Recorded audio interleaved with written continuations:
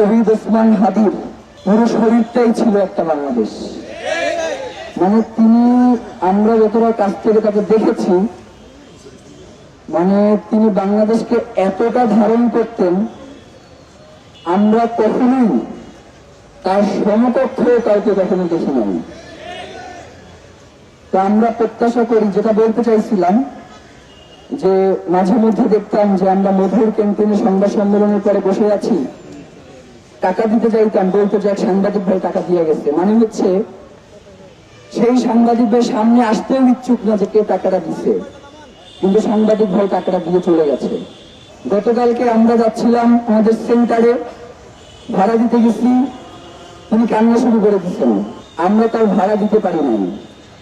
এই যে মানুষের ভালোবাসা, এই যে মানুষের দরদ ওসমান হাদির প্রতি, এই দরদ দিয়ে বাংলাদেশের জনগণকে কখনো আলাদা করা যায় না। শহীদ ওসমান হাদিকে কখনো বাংলাদেশের জনগণ থেকে বিচ্ছিন্ন করা যাবে না। শহীদ ওসমান হাদির যে লড়াই, আজ হোক কাল হোক, বাংলাদেশে এই লড়াই বাস্তবায়ন হবে ইনশাআল্লাহ। প্রিয় ভাইরা, এখন আমরা সবাই মিলে আজকের যে শহীদ শপথ সেটা পাঠ করব, এবং এরপরে আগামী 2 দিন আমাদের কি কর্মসূচি রয়েছে সেটা আপনাদের সামনে উপস্থাপন করব। শহীদ ওসমান হাদির রক্তের বদলা নিয়েই আমরা এই রাজপথে অবস্থান করব ইনশাআল্লাহ। আমরা শপথ করছি শহীদ ওসমান হাদির হত্যার দ্রুততম ও দৃষ্টান্তমূলক বিচার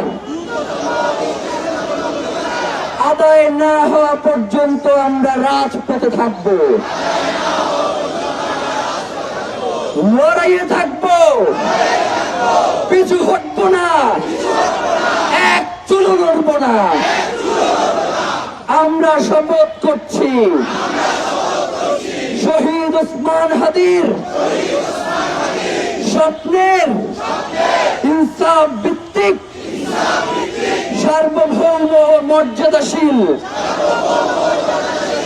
একটি নতুন বাংলাদেশ করব।